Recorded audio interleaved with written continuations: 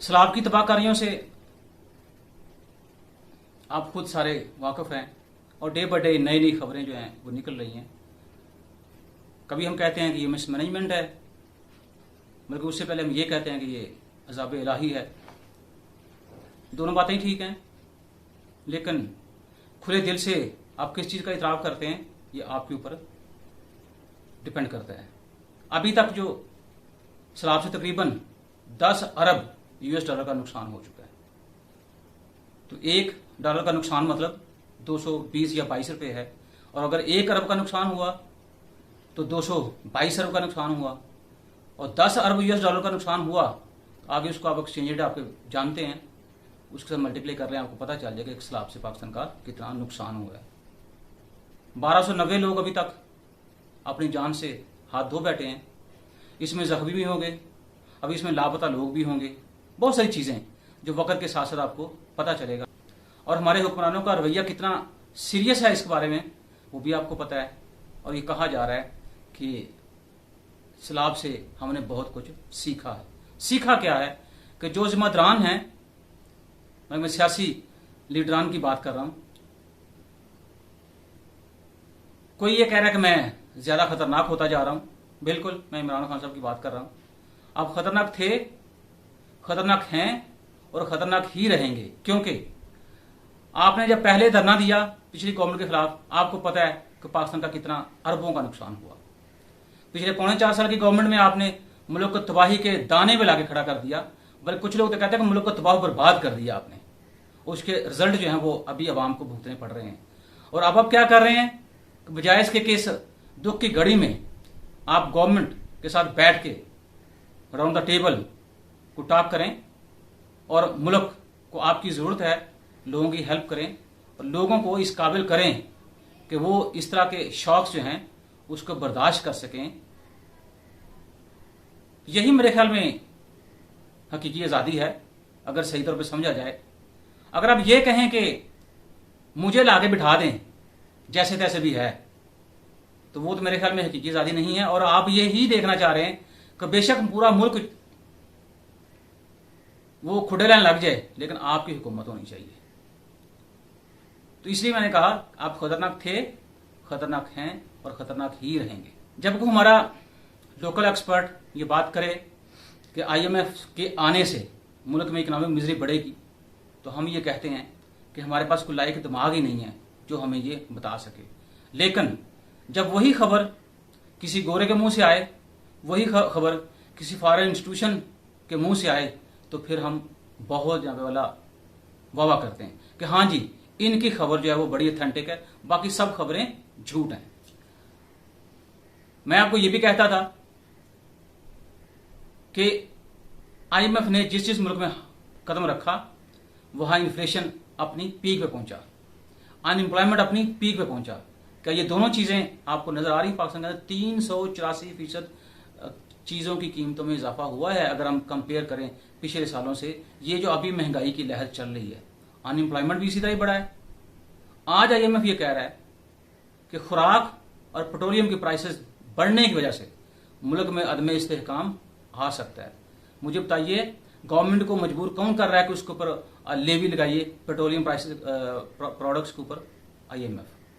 Government को कौन कह रहा है कि आप बिजली की कीमतों में इजाफा करें?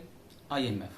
गवर्नमेंट को कौन कह रहा है कि आप अखराजात अपने कम करें? बिल्कुल कम करने चाहिए, ये बात जायज़ IMF की।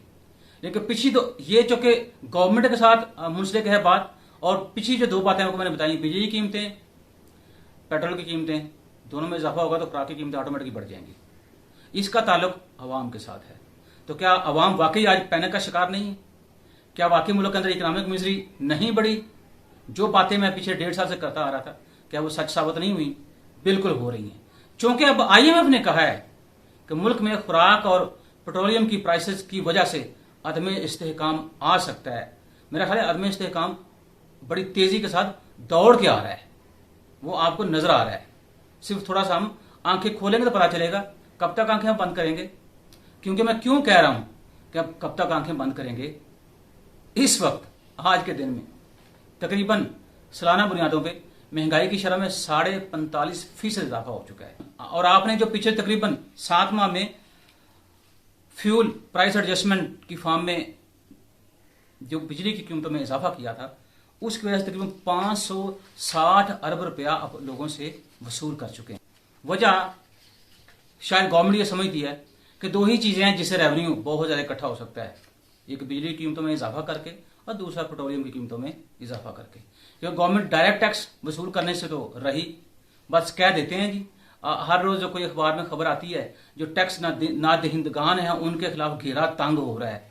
अब पता नहीं कहाँ है वो नादहिंदगान और कहाँ है वो घेरा जो तंग हो रहा है। मेरा ख्याल है कि अवाम के इर्द गिर्द ही घेरा तंग हो रहा है। अब गवर्नमेंट जब बोला 4 अदारों को बेचने जा रही है, ठीक है, उसमें कौन कौन से अदारे शामिल हैं मैं इसलिए पढ़ रहा हूं ताकि मुझे कहीं मिस्टेक ना हो जाए। इसके ऊपर जो उन्होंने कहा है जी, सीएनजी पर चलने वाले हवेली बहादुर शाह और बिल्लो की पावर प्लांट सरफरिस्त हैं, इनको बेचेंगे।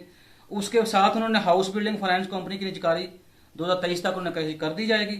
और साथ साथ फर्स्ट वुमेन बैंक जो है bank limited, first women bank limited, उसको भी प्राइवेटाइज कर दिया जाएगा। जो सुनने में आ रहा है इस्लामाबाद एयरपोर्ट हमारा वो भी लीज पे है, शायद या लीज पे चला जाएगा। लाहौर एयरपोर्ट वो भी लीज पे है, कराची एयरपोर्ट वो भी लीज पे चला जाएगा। तो बाकी मुझे बताइए कि जब कोई कौम, पहले हम मुल्क के कुछ हिस्से बेच के खाते रहे, अब हमने मुल्क के इदारों को बेचना शुरू कर दिया है। तो जनाब वाला कब तक ये इस तरह चलता रहेगा। और आप साथ साथ ये भी कह रहे हैं कि महंगाई के लिए हमने बड़े जो है ना वो इकदाम करने शुरू कर दिए हैं और बड़ी जल्दी जो आवाम को उसका रिजल्ट मिलना शुरू हो जाएगा। पिछले दिनों जो हमारे शौकत तरीन साहब हैं उनकी अपने वो ऑडियो लीक जो व्हाट्सअप कॉल है वो सुनी होगी, तो किस तरह के वो गंदे गंदे लफ्ज इस्तेमाल कर रहे थे। तो आज वो जनरल वाला वो ये कहते हैं कि पीटीआई हुकूमत कायम रहती तो सितंबर तक आईएमएफ की छुट्टी करा देते।